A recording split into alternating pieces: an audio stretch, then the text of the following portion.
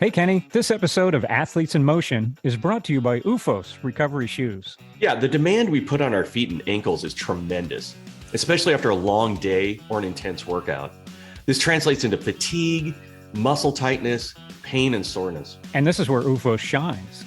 Made with proprietary OOFOam technology, OOFOS absorbs 37% more impact than traditional foam footwear materials for the perfect blend of cushion and stability.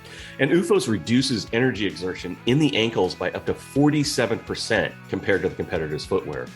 So walking is easier, recovery is faster, and you actually feel better. Yeah, athletes like pro triathlete Matt Russell and NFL Comeback Player of the Year Alex Smith rely on OOFOS for their daily recovery. Well, simply put, OOFOS are the go-to shoe for your recovery needs.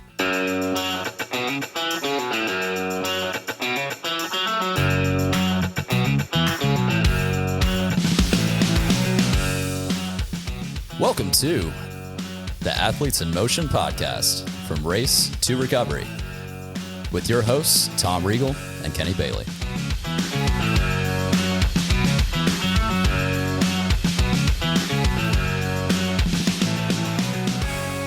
Hey, Tom, how are you? I'm fantastic. Kenny, how are you today? I am fantastic. Thank you for asking. We have Dr. Tim.White with us today from White House Athletics. Correct. Gosh, I got it right. Welcome. Thank you. Welcome. We're excited to talk to you today because we've our previous podcast, we've had lots of like athletes on, we've had coaches on. We've never had anybody that specifically looks at the psychology of sport. So, Yes. Super excited about talking to you about that because I think it's becoming obvious over the last 2 years. I think Simone Biles in the Olympics is I think the example that everyone holds up about, hey, it doesn't matter how fit you are, it doesn't matter how good you are, if your mind's not there, that's it, you're done, even at the highest level. Yes. And that someone at that level has a problem, then this is something we should talk about. So we're really excited to have you on. Yeah. Yes. Before we get on that topic, let's talk a little bit about you. So you've got about 7 different titles to your name. Quite the impressive CV. Yeah. So I've give done us a a lot little of school. background on Yeah, sort of why sports psychology, how you started getting into sort of that field specifically. Yeah, so my career actually started in sports medicine. I was an athletic trainer for several years. And after completing my original athletic training degrees, I worked for a year and then I went back and got my master's in sports psychology. And that's where I really kind of got started in this whole path that takes me to where I am today. And during that time, I was working with an athlete who was recovering from an ACL injury. And we started playing around with some of the mental skills and strategies that I was learning in my classes. How can we use a mental imagery technique to help you, maximize the quality of your muscle contractions as we're doing your rehab exercises? How can we use a relaxation technique to help you relax as I'm helping you stretch and go through some of the recovery activities, or even pain management? How can we use some of these different techniques and strategies to help you with that aspect of your pain experience? Because pain isn't just a physical thing. It's actually a very much a psychological experience. Sure. Yeah. And so through this process, it turned out to be a really brilliant, kind of by mistake, honestly, just trial and error, where we really figured out, hey, there's a lot of value and benefit here. And so I took that experience into the athletic training portion of my career, which was about 10, 12 years, and ultimately reached a point where I said, I want to go back and do this 100% full time. I want to work on the mental side of sports and performance. And I knew that in order to stay in the college and professional environment, I was going to need more of a clinical mental health background. So I went back, and that's where I did my PhD and kind of balanced out my education and training so that I could address not only sports performance, but also mental health. And that ultimately led to where I am today, working in a private practice, building up a business, and, training elite level athletes mentally, but also helping them address their mental health. So for the layperson, what does sports psychology consist of? Like you said, it was pain management, but it's other things. So when you look at the scope of what you try to provide, you're at that dinner party, somebody says, hey, what do you do? Yeah. What do you usually say? Yeah. I think of, with sports psychology, I tend to think about performance. So think of high expectations, pressure, stress, dealing with coaches, having to perform when it's time to perform. That's where the mental side of performance comes into play. So being able to stay focused on what you need to stay focused on or concentrate when you got a million other things around you, including fans and parents and coaches all screaming and yelling to do this and do that. And, I got little kids in Little League. It's nuts. Yeah. It's a nutshell, let alone college and professional where you got 50,000 people in the stands. Yeah. So sports psychology tends to be very performance oriented. Lately, it has definitely taken a turn to be much more mental health focused, given the anxieties and even people, like Dak Prescott talking about depression and other athletes like that, where, mental health, these are still human beings, whether they are NFL, $40, $50 million a year quarterback, or they're, a high school athlete who just wants to have some fun. They're still human beings that absolutely experience the same stresses and anxieties and worries that you and I do. And well, even more so, right? Because I perform well or don't perform well at my job. It's not that big of a deal, right? I mean, obviously my family it's not like I've got agents, sponsors, to your point, fans that are on social media telling you how much of a jerk you are, that kind of thing, right? Right.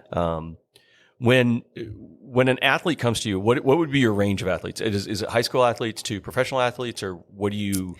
Yeah, high school, college, all the way up to people who have competed in the Olympics and even some professional athletes as well. So I'm trying to focus a little bit more on the elite level athletes, but interestingly, I get a fair amount of high schoolers and interestingly even a couple of middle schoolers. Now, why is that, you think? Is it because the pressures are becoming more? I think so. I think the way sport has kind of changed, and just listening to some of these people talk, the way that they're having tryouts, 9-10 months in advance of the actual season, and the way, honestly, youth sport has kind of become professionalized. It's their development starts super early. Yeah. It's crazy. Yeah. So the expectations that are on a kid. Yep. And as my kids get into sports, it's really interesting to watch and see the different coaching styles and how much are certain coaches actually teaching and helping a child learn how to play, and how much is a coach just worried about what's on the scoreboard. Yeah. And it's really interesting to see that when, you're talking about 6, 7, 8, 9, 10-year-old kids. Yep. It becomes a little bit of a challenge for me, to be totally honest, because knowing what I know, I can watch and look, and I have to. Hey, coach, you may want. That's an interesting problem you have, right? Yeah, it's sort of like I always wonder. It's like when PTs watch people run wrong. Do they internally scream when they see that? Like, please don't run that way, or you're going to come see me. Or we joke about meeting a psychologist at a party or something like that. Are you judging me? Yeah. Are you judging me right now? No, I totally put you in the bucket. You're the Rorschach test, right? So we've done that already. Yeah. So when it comes to when do they come see you? I mean, clearly they're not coming when they're feeling great, right? I mean, when do you see sort of, when do they start knocking on your door? At what point? Is it like, did they have a trigger event, or is it something where it just becomes overwhelming, or how is that? It's a pretty broad spectrum. It's kind of across the board. Maybe it's a drop in performance, or maybe it's a dip in their kind of general mood and demeanor. Other athletes, some of them are a little more proactive. But oftentimes it's connected to, I get into some sort of downward spiral. I make a mistake and I can't get out of my head, and I make another mistake, and now I'm worried about that, and I'm worried about that. And, 3-4 points later, they're still thinking about the error they made 5 minutes ago, or whatever the case may be. So it's usually over time they notice some sort of trend or pattern about how they play and how their mind contributes to their performance. Okay. And they're trying to figure out, how can I either minimize some sort of challenge, or how can I enhance my mental game so that I don't go down that downward spiral in the first place. So take us back a little bit to your sport background, right? When you were a kid growing up, were you active into sports? What was the path that kind of led you down this Yeah. this career path. Sure. Right? How did you start? Right. Right. I played pretty much everything. I'm not a very big guy, but I did a couple years of football. I played basketball, figured out real quick that a 5'6" guy isn't going to. It's not working. Unless you have a really good outside game. Right? Yeah. Not exactly Muggsy Bogues, right? Yeah. But by the time I hit high school, I was focused primarily on swimming and running. Okay. And that's how it gets me to a place where today I do a fair amount of triathlon training and racing and stuff. But the thing that was really interesting that really kind of started my journey down this path is as a kid, I would watch college football on a Saturday and there'd be a team that's down 21-7 or something like that, 21-3, and they would come back and win. And that always fascinated me to that. How are you down by 15, 18, 20 points and you come back and win? Or on the flip side, how are you the team that's up by that much and you give up the L? Yeah. So it just fascinated me. And then when I got into my own athletic career as a high schooler, I was a very mental athlete. When I was on, and when I wasn't. Yeah. And I put a lot of pressure on myself, very high expectations. Took me a while to realize that I wasn't always going to get a personal best time every single time I raced. And I didn't like that. Right. Yeah. I liked achievement. I liked improvement. Yeah. And so, if sports psychology would have been a little more prominent 20 years ago, I definitely could have benefited.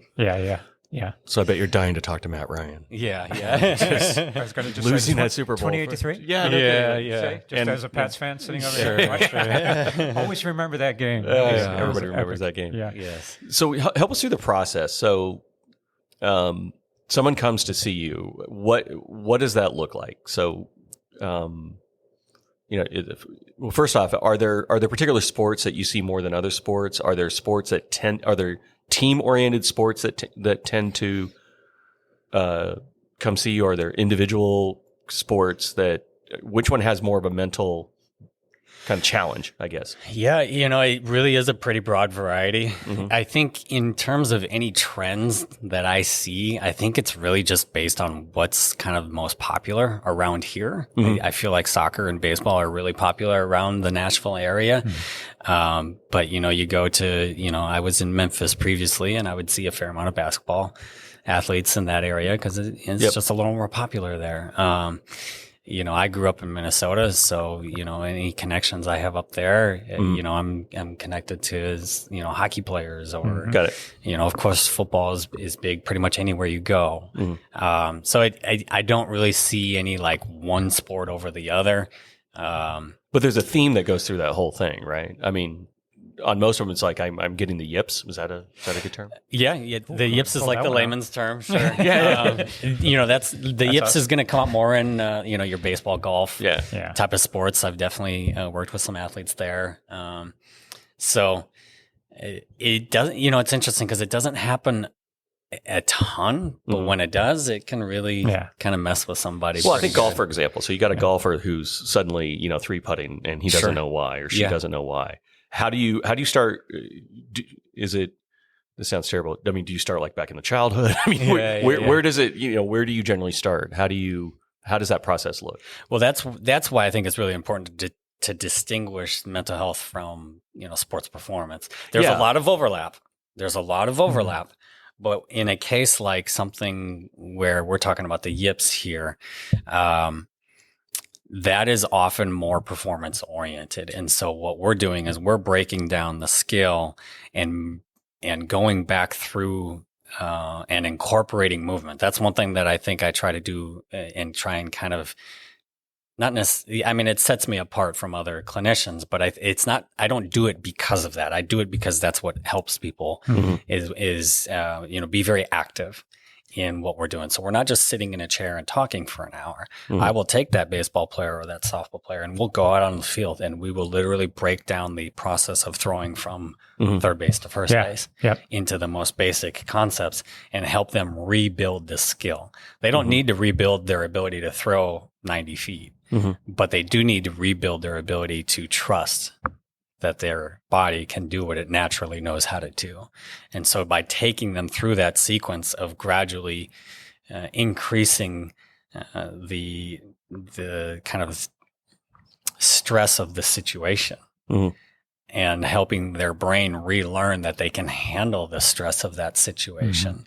That's how you're going to overcome something like the yips. Yeah, trusting your body knows the motions and knows the technique to just let the mind turn off and let the wiring happen. Exactly. You're getting back to the automaticity of the skill. Okay. As opposed to, because what happens with the yips is somebody suddenly starts thinking about something that their body automatically knows how to do. I see. Yeah. And so we're helping basically kind of turn the brain off and let them get back to that automatic method of performing. Okay. It's sort of like what the Ted Lasso one, the famous one, where he's like, be the butterfly, right? The butterfly doesn't remember anything 30 seconds after, sort of be the butterfly. Be the butterfly. It's a fascinating, I'm glad that you separated the two between mental health and sort of performance-based, right?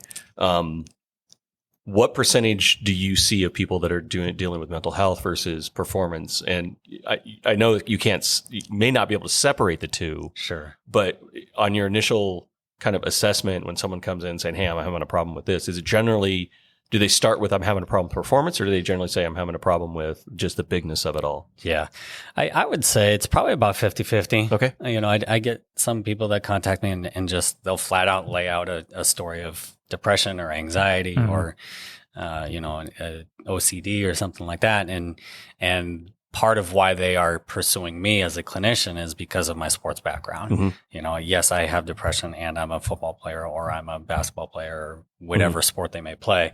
And they appreciate the fact that I will understand their life and their experience. On the other side of things, it is more of that performance piece where it's, I get up to the plate and I struggle with A, B, and C. And next thing I know, I'm back in the dugout instead of on first base. Got it. Yeah. And so, there's a lot of just diving into what is the concern and how can I use the different training and background that I have to help them, whether it's mental health, sports performance, or something else. On the mental health side, I'm curious on this one because I feel like if you look at triathletes, for example, right, we're all sort of experienced in that. They, by definition, they're probably type A personality people that tend to have some level of OCD. Sure. And to a certain degree, if you look at like Lionel Sanders or other people, they've had a drug problem or an alcohol problem in the past, and now they just switch to, switch to this as their drug of choice, right? They're addicted. Addiction over. There must be, I think how you approach an athlete or how you approach that type of person that is striving to do well versus the average bear, people just trying to get through life. I mean, these guys are trying to get through life too, but is there a particular way that you have to approach that, knowing that this isn't just, hey, I'm trying to get mentally healthy. I have to be, again, continue to be aggressive or assertive, or I have to continue to lean in. I can't allow myself to take that edge off. How do you walk that line? Yeah, it's a very fine line to walk, and it can be challenging. There's definitely, when we think about kind of not only mental health, but even the mental side of performance, there's so much emphasis given to, mental toughness or mentally strong or anything like that. Yeah. But if we zoom out a little bit and we think about like fitness, physically, I do a lot of comparisons between physical and mental. Physical fitness isn't just cardiovascular, muscular strength. It also includes flexibility and mobility. And so I often present the same concept psychologically, where, there is that grit and tenacity that somebody can have and develop, but there's also the ability to be psychologically flexible and to adapt and adjust to the situation that you're facing, and recognize that although I'm in an uncomfortable situation or something that isn't necessarily ideal, I can still make a decision about what I do next. And I can still take action in a way that fits with what I find meaningful and important in my life. And by providing them some of that adaptability and flexibility, it actually kind of supports that concept of kind of greater strength and really helps them balance that aspect. So what are some examples of that? Is it, hey, it looks like it's going to be second place. Like if they're a triathlete, as an example, right? To your point, they have a physical thing. You said your calf hurt, right? I mean, is it one of those where they just have to go, look, it's time to turn down, they gut it out, and it's time to kind of figure out what's the best I can do with the ability or what I have in front of me. Would that be a good example? Yeah, because there can be a lot of if I don't win, then it's kind of black and white, win or nothing type of thing. And at the end of the day, you only have so much influence over where you place. Yeah. And if something like effort and dedication and things like that are important and meaningful to you, then you can consciously make that decision during the race where, I may not win, but I do value giving my best. I do value, striving for a certain time or whatever the case may be. And I'm willing to still push my body forward in the name of getting the best time I can possibly get. Yeah. And that's where, think about your kick to the finish, that last mile or so where you kind of push it a little bit further. And then, of course, the sprint at the very end. Or die. Yeah. But those are that's a moment where you're consciously embracing more discomfort. Yeah. And I'm willing to engage in that discomfort in the name of exerting my best effort. Yeah. So that illustrates how much you value. Let's be clear. It's a photograph. You're trying to get the good photo at the end. And I think that's where, we talk about Lionel Sanders, is he talks about that he's willing to hurt more than everybody else. Yeah. He puts himself so deep that he's willing to push that through and get through that pain to go harder than you. Yes. If you think you can go as hard as him, you can't, because he will go harder. Yeah. Prefontaine did that, right? Way back when, right? Same thing. Prefontaine's like, you're going to beat me, but you're not going to beat me at I'm going to basically kill myself to before you beat me. You're not going to be able to go as far. Has that? I mean, that. I think that's an outlier mentality at this point, right? I mean, when you deal with we're talking about that, but everyone has their levels limits that they're willing to go, and I think that's what I love about the sport of triathlon is that I always relate it to life. It's the closest sport that mimics life because you set a goal. Yep. You set your plans, you get a training plan, you start working towards it, and everything derails everything, including the race. When you get to the race, maybe you had everything work perfect to the race, and then the weather, conditions, other people, whatever else just goes south, and then you have to adjust on the fly. You have to be able to make those decisions that okay, my calf's hurting, I'm going through. Okay, you have to assess, I can keep pushing through this thing to get the time that I want, or am I going to do long-term damage? And I have another race coming on later on that I'd rather focus on, so I'm going to back off. You have to make all these decisions on the fly. You can't wait because the clock is running. The race is going on, and it's fabulous to kind of go through that. And I think endurance athletes really most of them deal with that probably a little bit better. But then when it does go off the rails for them, it goes off the rails hard. Sure. Yeah. You're right. Because they're in that mode of constantly assessing and going deep on that type of thing. And that part of the challenge there is, I mentioned this idea of what do you value or find meaningful in your life?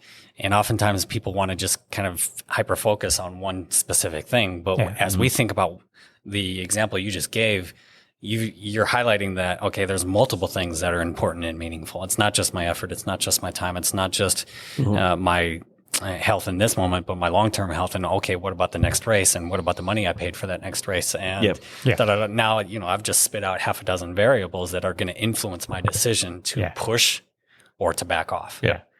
And all of those things are still important to you. Yeah. But they just contribute to differing levels. Yeah. Yeah. I think the challenge, however, when you look at team sports like baseball, especially if you look at the collegiate level, so let's use that as an example. Sure. You've got the strength and conditioning coach, you got the head coach, you got the parents, you got the child themselves, you probably got a scholarship that's going on. When you are in that mix, how much influence do you want or do you need or do you have to have in order if the coach is saying one thing, which is detrimental to what the player is doing, how do you balance that? How do you are you spending time with them to say how to deal with a difficult coach, or what do you? Yeah, we definitely walk us through that. Yeah, we definitely spend time working through teammates, coaches, the relationships they have, and the dynamics that exist there. A lot of it really kind of comes down to how can I help the athlete make their decision. I don't approach my work as, okay, I'm going to throw a bunch of advice and tell you what to do and suggestions and so on, as much as, how can you gain a better understanding of not only the situation you're in, but what you find meaningful and valuable in your life. I put a lot of emphasis on that, as you can tell, so that the person can ultimately make their decision. I see. That is going to, be the best fit for them. And, if that means having a hard conversation with a coach, okay, I'm going to help you learn how to approach that conversation. Got it. If same thing with teammates, or if it's, where do I set my boundaries and how do I hold those boundaries? And what discomfort am I willing to embrace or endure in the name of holding a boundary, because that boundary matches with something that I find important. In your experience, has it been, we've talked to like sports performance coaches and other coaches and talk about helicopter parents. Sure. Right. Is it, in your experience, more of an issue with, dad was the D1 quarterback and he was the star athlete, and, now you have to rise to that occasion. And, when they did it to, we would get stingers and concussions, that's just part of the game kind of stuff. Are you dealing more with those student athletes dealing with parents, or is it more with coaches, or is it pretty equal? It seems like coaching has to be a lot more sensitive these days when it comes to. Yeah. I think they're more tuned in. I don't know about I guess I'm trying to ask about the parents. Are they? Yeah. There's some parents that are incredibly supportive, and there's some that are definitely a major contributor to the problem. And, on occasion, there are some of those conversations where we need to sit down with mom and dad and, help them recognize that, take a deep breath, your child's going to be okay. And, that interestingly usually goes over pretty okay. Oh, it does? Really? Does it? Is it because you're a kind of independent third party, and, like the doctor, you kind of know these things, right? Is that the idea versus the kid saying, hey, get off my back kind of deal? Or? Yeah, I think it's kind of the same way, like when we have kids and, the kids, you can tell them A, B, and C all day long, but then they don't listen to you, but then their teacher tells them the exact same thing and they listen to the teacher, and it's like, well, wait a second. My wife does that. She doesn't listen to anything I say, but if somebody else says the exact same thing, she's all over it. Yeah, it's going to be fun when your kids get older too, because you're like, I'm a sports psychologist. And you're like, yeah, but he told me to hit it differently. Fine. I could see it's probably opening up the communication channels. The kids don't know how to communicate with the parents. The parents don't know how to communicate with the kids. I mean, it's just different levels of mental adaptability. So you would probably just need to figure out the best way to communicate between the two so they can get to the goal. Yeah. I mean, I definitely spent some time kind of teaching communication skills, especially to, younger athletes, and helping them understand not only what are they experiencing inside their own mind or body, but then also how to communicate that. Yeah. Yeah. And, it's interesting how much that can alleviate problems pretty quickly. It seems like that should be something in school we should focus on a little bit more, as like communication. Like not communication as in media communication, but actually feelings and expressions and stuff. Yeah, they're having a hard time just trying to figure out how to get pencils these days. I know, right? Yeah. Well, that's part of the problem with technology, to be honest. Yeah. It's because of the way everything is just done through some sort of text, and it leaves out all of the facial expressions, the tone, the body language, all of the stuff that comes with communication. They keep adding new emojis. They have one that's just tearing up now. It's just a little bit welling, not the full on crying. So I use that more often. Or if you use LOL at the end, it just makes it different. It softens it. My daughter tells me you notice how exclamation points have been used a lot more these days. Oh my God, they're all over the place. So. Including me. Yeah. So we have a lot of folks that aren't elite athletes that listen to this podcast. Sure. And, like you said, you're sort of a weekend warrior yourself, right? You're doing triathlons, you're doing that. So this is time to treat Kenny time. Yeah. I know. No, I'm just going to use kind of some examples, I think, and you probably have some too, Tom, but there seems to be, and I talk to people about two things. One of them is this sort of, there are times when I'm driving, like it's 5 o'clock in the morning or 4 o'clock in the morning, you're going to a race, and there's a fight or flight kind of thing that occurs. So let's talk about that first. Is that normal? Is that what a lot of people deal with? It's one of those, like, I can turn around right now and just go back to bed and everything's cool. It's really cold out. It's dark. the water's going to be cold. Everything's going to be, I don't know what I'm going to do. Yeah. I know when I, like, for example, before I show up to a triathlon, I think everybody looks like Lionel Sanders. And then you get there and you're like, oh, look, there's humans. Like, they're all not, 6'3" and 6% body fat and, weird mustache. What are general sort of, for the layperson, what can they do on that sort of fight or flight thing? Is it just focus on the training? I mean, how do you generally handle that? Yeah, there's the flight or flight response is absolutely there. The uncertainty of, okay, what exactly is this going to look like? Yeah. And this is where preparation can be really useful in the sense of, I think just using triathlon as an example, there's a lot of athletes who, maybe they show up a day or two before the race and they never really see the course. Yeah. And so, understanding, hotels and costs and all that kind of stuff. But, if you can get there and have enough time to actually get out on the course a little bit, even if you're just driving it. But so at least you know where you're headed and you can get a general feel for, okay, this is the road conditions. This part of the run is maybe a little bit hilly or whatever the case might be. And now you've taken away some of that uncertainty, which is going to drop the fight or flight response in terms of how strong it is in the first place. And then from there, knowing that it's still going to occur, this is where some of the, that willingness to say, you know what, I don't necessarily feel awesome right now, but I'm okay with that. Yeah. That is a really powerful mindset to have, to take on something that makes you uncomfortable and to be willing to be uncomfortable. It really kind of goes back to even just the pain of racing. If our ability to say, yes, my legs hurt right now, but I'm still going to maintain my pace. We can do it in that context. Let's take the same concept and apply it to the concept of even starting. Well, I think that's really powerful because I think that's kind of the thing, right? Which is we anybody that's training for anything, it doesn't matter what sport it is, you're told to, you're going to be comfortable with being uncomfortable. Yes. Right. Physically. Yes.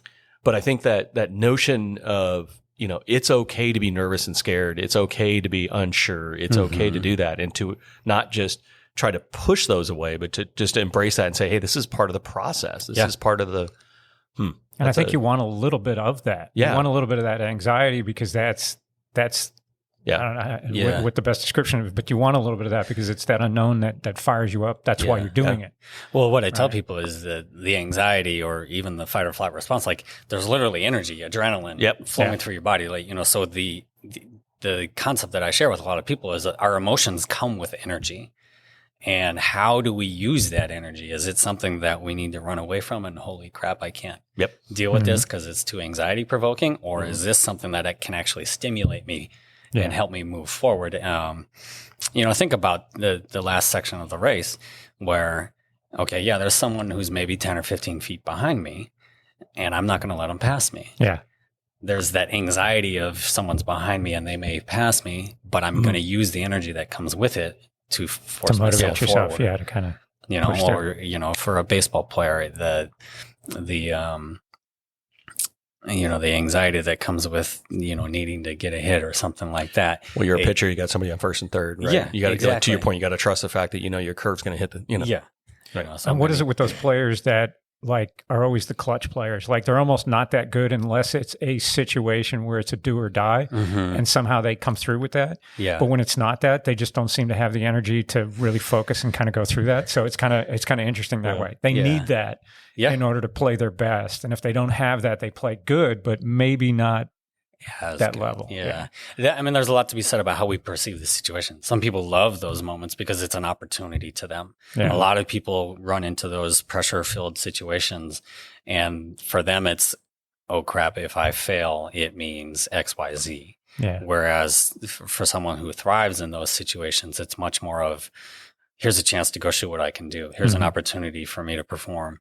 It's that kind of story of, this is what we dreamed of when we were little kids. Yeah. Bottom of the ninth, 2 outs, like I'm going to go win the game. And when you walk into that moment with that sense of here's an opportunity to fulfill that dream, that's a completely different mindset than don't strike out. Focusing on the opportunity, then the positive. It's an opportunity. It's not a negative Yeah. type of thing. Right.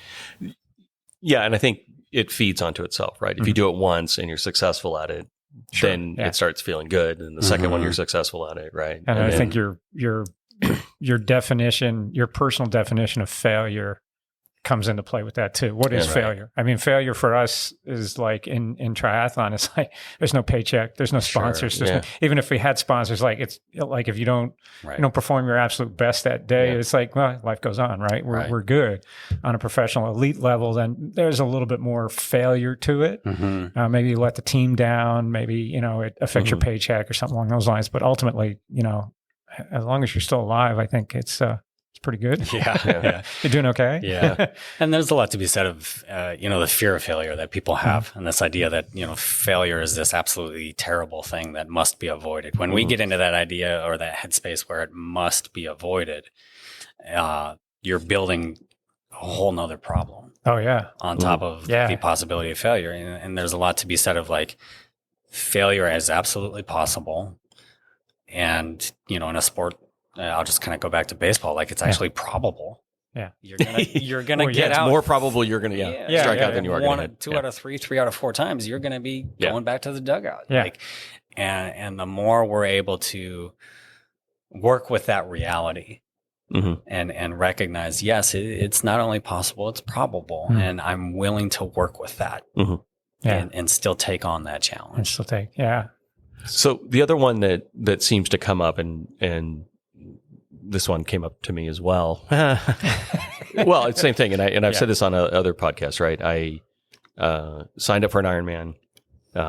Training didn't go well all year. It was sort of like needed to get 3,000 in the water, and I got 2,000. I said, "Oh, during race day, I know I can do that." Right? Yeah. Literally had my wetsuit on at the beginning of the race, and I said, I can't do this.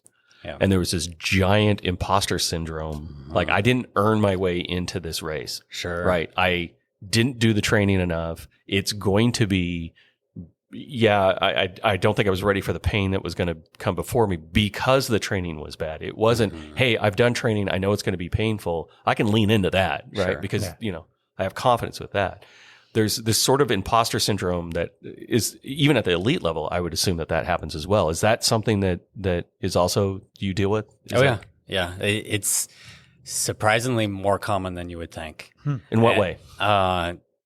Most people experience it. Okay. Even, I mean, maybe like your high schoolers and such, where there's so many people competing and like, okay, I'm one of the top high school athletes, so I'm not as concerned about it. But when you get into college and professional and even Olympic level athletes and such, hey, that definitely comes up quite a bit. Hey, back when I was doing athletic training and that first day where we would do physicals and, the freshmen would come in to that first year of training camp and you could just see it and feel it and sense this like, oh my gosh, I don't know if I am. Yeah, really they look at a senior and they look at their freshman and they're looking at the body definition. Like, oh my God. The amazing thing about it was that you would see some of these freshmen come in and back to that idea of that anxiety and that worry. Some of them would knock it out of the gym. Or out off the field or whatever sport it was, where the anxiety that they had about, do I really belong here? Fueled them.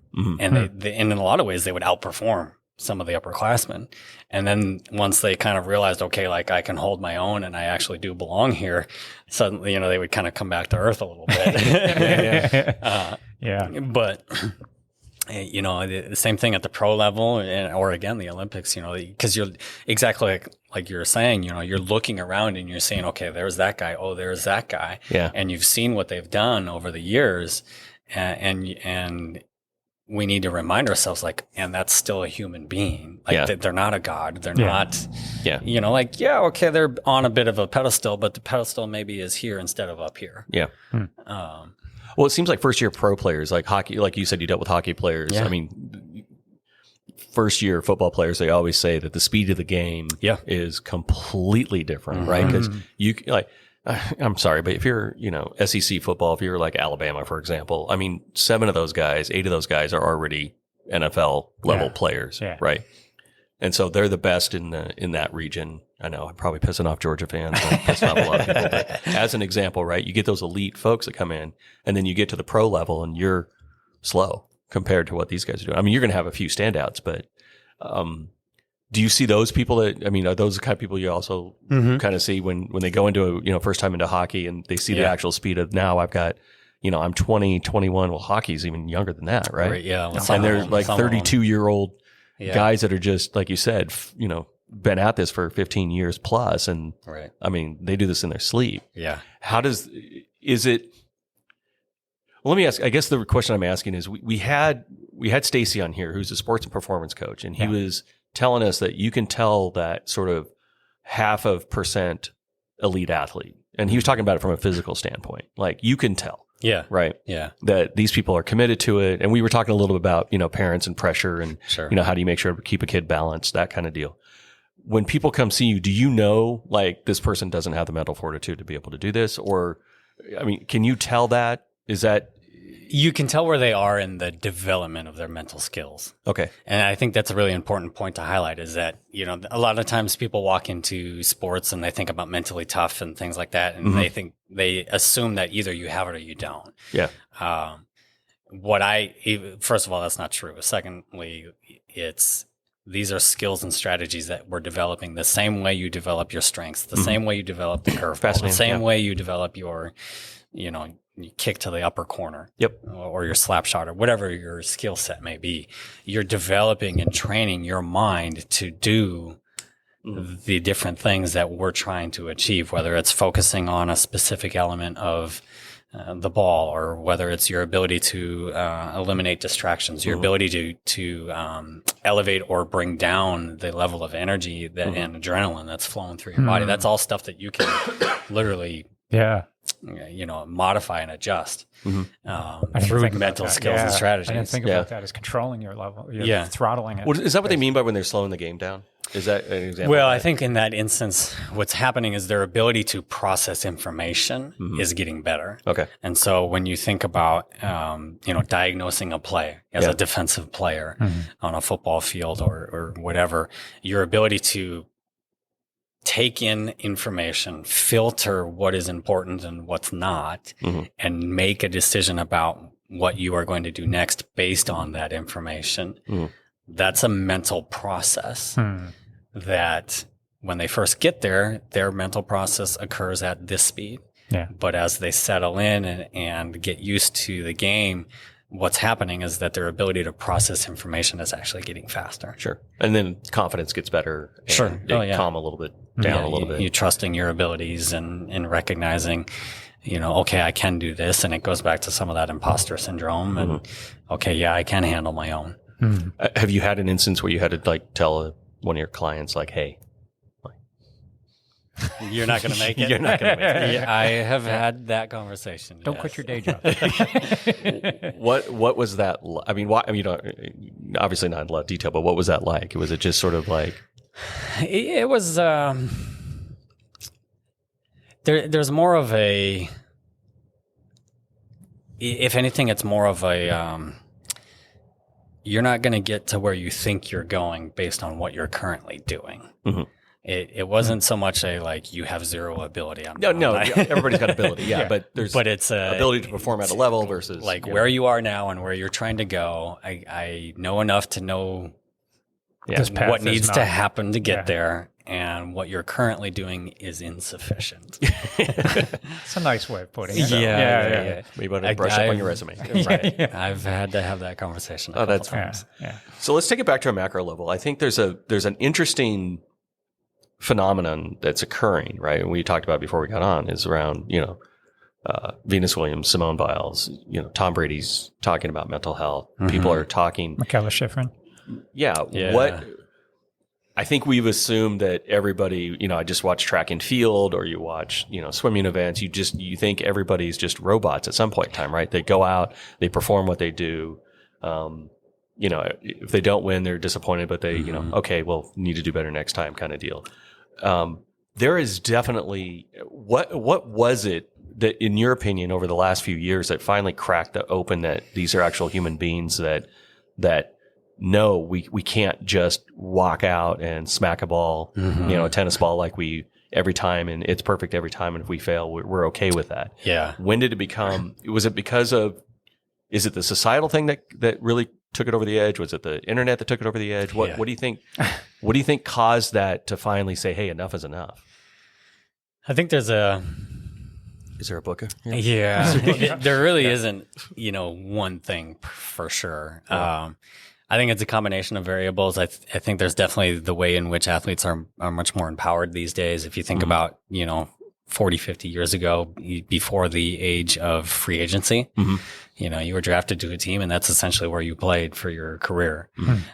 So the ability to, make decisions about where I want to play and how much money am I going to demand and things of that nature,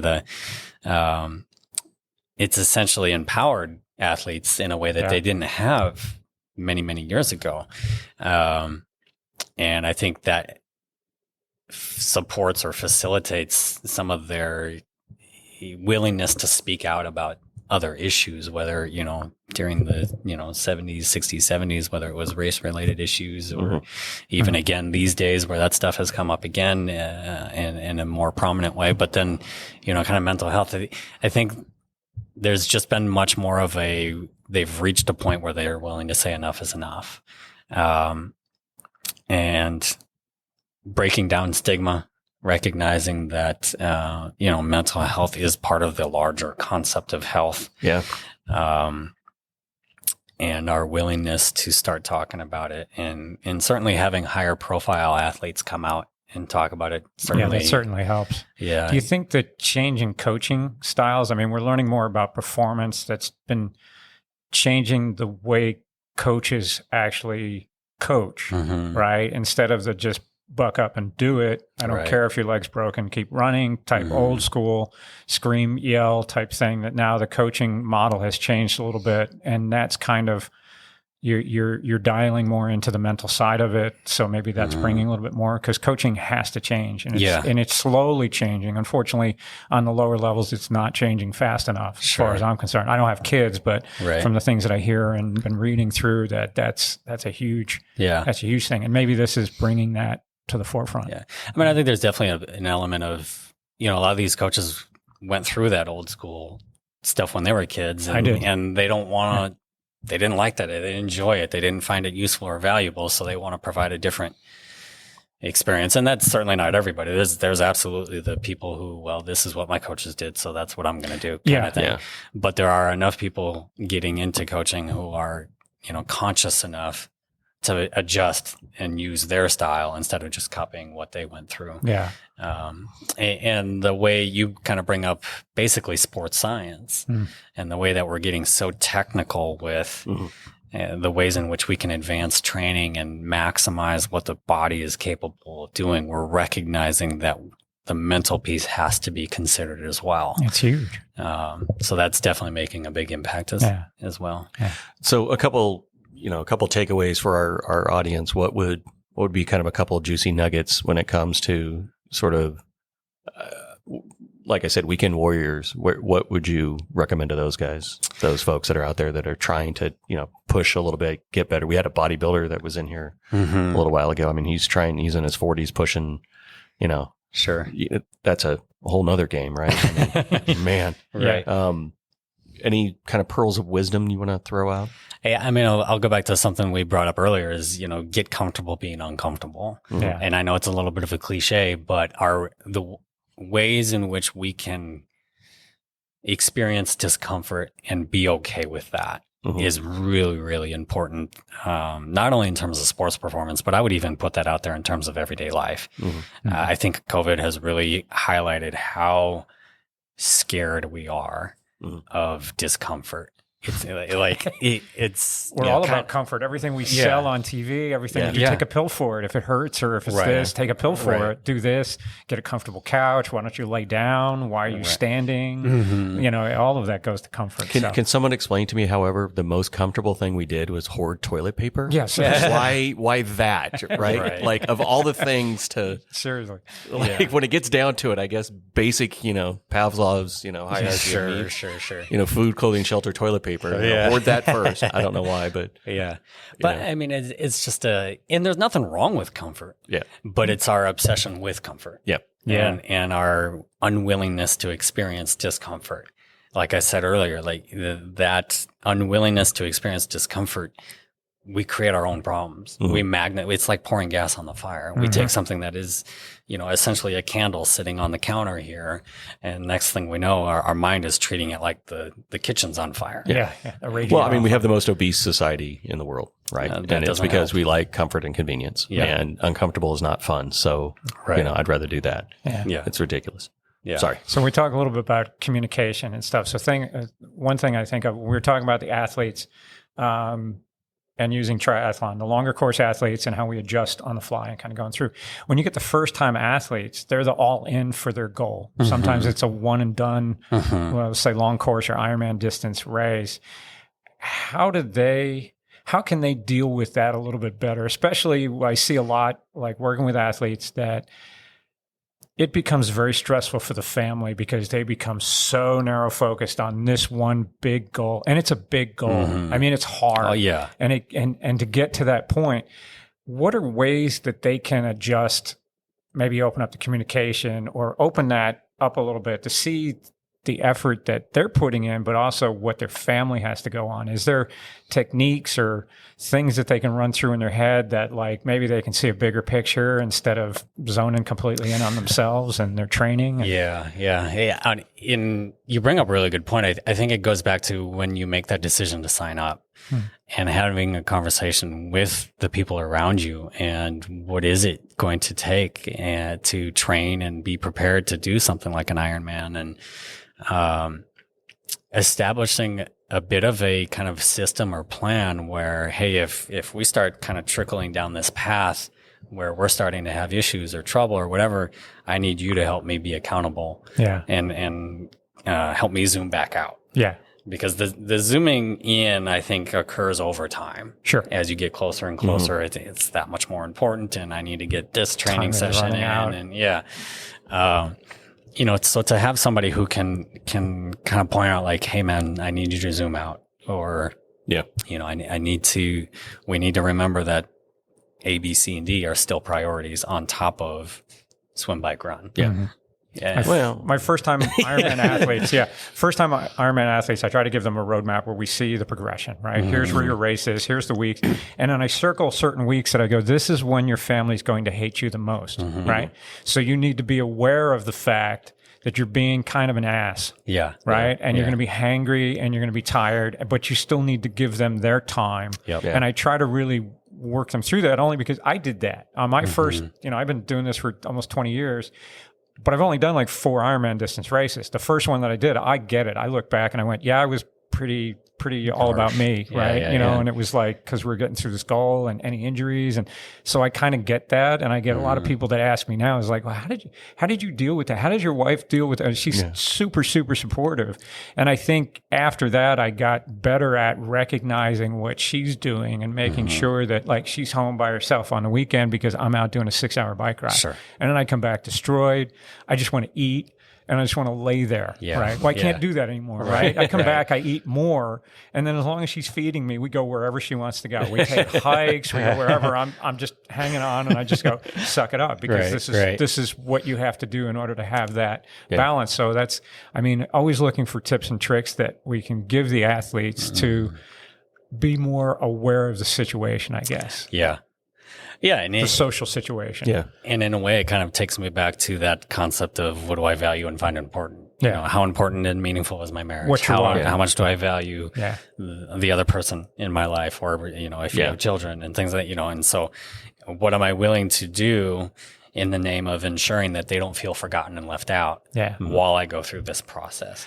But it's been normalized though too, right? Because everyone jokes about having an Ironman widow, right? And I even saw a poster that was like, if you're still married, then you haven't trained hard enough. Right. That's the running jokes. Those are the running jokes. And we sort of normalize that to the point, but you've got a very good point. It's not the 3-hour bike ride that gets you. Yeah. I mean, my spouse is okay with the 3-hour bike ride. It's the 2 hours afterwards where I'm laying like a lump trying to figure out how to get my legs to work. And then I want to take a nap, and then I want to eat. And then she's like, you want to take the dogs for a walk? I'm like, hell no, I don't want to take the dogs for a walk. Like, that's the second half of your brick, Exactly. man. I'm like, Yeah, it was totally. like 95 degrees out. I don't want to go out in that again. Like that Oh, sucked. by the way, something needs to be done, fixed in the kitchen. Yeah, Let's so I'm getting a hold of a get the rest handyman service going, Yeah, I'm okay. I'm not too proud for that. So, I think that's a really good point is even with elite athletes, I think there's we see, I see kids coming in, high school kids that would come in, especially we had a NYBA in here, and we're talking top 10 in the nation athletes, right? Basketball kids, 15 years old. It's not them that are coming. It's them, their mom, their grandmother. Yeah. I mean, it's a whole family that's supporting that. And maybe that goes back to that pressure thing. Drew Webb was here, and he said the only two ways to get out of his city was either you're going to rap or you're going to play football. Yeah. And his dream was to get his mom a house, and he didn't make the NFL. So, And he said he couldn't rap. but that's the problem just not was is happening. he fundamentally felt disappointed. Yeah. Like I could not. He failed his mom. He failed his mom, and that's terrible, right? I mean, I'm assuming that's the kind of pressure that you're dealing with. This isn't, like I said, this isn't just your, hey, I'm having a problem at work. It's like I've got my family spent the last 15 years doing nothing but making sure I get propped up. Right. I'm assuming that's a lot of pressure on certain people. Yeah, What do you recommend when they try to handle that? I mean, do you just, again, go back to you do what you can do and that's the best you can do kind of deal? Or? Well, there's a lot to be said about, having people you can talk to, especially one of the huge benefits to my position is I'm a neutral party. Yeah. And so having people that you can talk to and express and get all that off your chest and out of your head type of thing. There's certainly going to be friends and maybe even some teammates and so on that can relate and understand. Yeah. But having that trusted person that, Having if that I need, circle. if I need to kind of piss and moan about my mom for a minute, as Yeah, much as I love her and want to buy her a house, Yeah. like I need to piss and moan about my mom for a minute and know that it's not going to be something that turns into a whole nother, issue. So there's definitely a good amount of that as Hey, well. look at like Peter Sagan, like one of the most prolific cyclists out there, right? When Peter goes to another team or something, it goes with Team Peter. His brother has to go to the team with him. He has two other trusted friends that ride professionally, and the group goes. So if he moves to another team, you have to accept all of them. Yeah. Mechanic. Right. So it's, coach. it's his people that goes with him. He created Team Peter back when he was much, much younger. Yeah. And he's navigated like tremendous success because he has that trusted group around him. Even the individual sports, I think, are key to your group surrounding yourself. And LeBron did the same thing, right? Totally. He had trusted people that he took with him, right? And now they're all doing okay for themselves. Yeah. Sure. And as much as that benefits people, it also kind of brings back the point of that psychological flexibility and recognizing, okay, there's more than one physical therapist in the world. There's more than one. You got to find the right one for you, right? Yeah. You can develop a trusting and confidential relationship with all kinds. Like at some point in time, that relationship was not your person to go to and lay it all out there. Yeah. Now, when you have those people and you can bring them with you and you have that luxury, of course. I would too. But also recognizing that it's not make or break. You know, you have opportunities to build new relationships, to find new professionals, to modify your support system and the network that's around you. We don't always like to go back through that process. But you have to, if they can take you to a certain level and you're moving on to the next level and they're holding you back, you have to be able to recognize that as well, right? So that's your next team that moves up with you. And you've developed the relationships at a higher level, right? You don't need to neglect the other ones, but you basically bring in a little more expertise that helps you on the next round. I mean, it's kind of like how teams, pull players in and out. Oh yeah. This player is going to help us be better in this aspect of the game. And we got to let this guy go in order to accommodate the new guy. So dumb question, but are some of your clients coaches? And why not? Yeah. No, I mean, seriously, of all the people, athletes are transactional to a certain extent, right? Especially college kids, they come in and out every 4 years, right? Mm-hmm. It'd be fascinating to see if do you want to talk to a coach? Would that be somebody be like? Yeah, it's a space where I think it's a little bit of an untapped area. Ooh. Yeah. Look, I only take 10% off the top. Right. It's a modest fee. And it's not even necessarily, here's how you stay calm under pressure, although that would be very important. Yeah. If you call in a timeout when you don't need to, or we talk about clock management. Yep. And a sport like football or basketball or whatever, they have pressure and expectations and So contracts, just like exactly. Mm-hmm. They have agents and everything. So it's absolutely an untapped market that has actually kind of crossed my mind a little bit over the years. But the other thing that I would say is kind of the consultation piece, where maybe I'm not working with your entire team, but here are some things that you can do during training, during practice. That's what here's how you can incorporate or reinforce the mental skills that these athletes are trying to develop while they're going through your practice session. Yeah. I mean, in the corporate world, you have these, executive coaches. Yeah. Well, not just executive coaches, but you have these skill assessments that you do, right? Yeah. You do like I'm red, green, yellow, or blue. I'm a square. I'm a triangle. Those kind of things. I love them. I hate those. And the only reason why I hate them is because people like to put people into defined areas. Yeah. And it's like, see, you're being a square now. I'm like, fuck off. But I'm wondering, like from your perspective, it's not just you're training the coach to be able to say, hey, look, you have to be the steady hand out there, and that you're guiding the tone and tonality of what that team's going to be. If you blow up, they're going to blow up. Yeah. If you're calm in the middle of the storm, they're going to be calmer. However, they're also dealing with 11, 13, 30 different personalities. Mm-hmm. And how do I, it's the Phil Jackson thing, right? How do I turn coaches into Phil Jacksons where you can figure out how to manage I know this one. I mean, that would be an interesting sort of tool to learn. Yeah, it definitely goes back to communication styles definitely come up, but then there's also just kind of personality styles. Correct. And recognizing, strengths and weaknesses probably isn't the best way to put it, but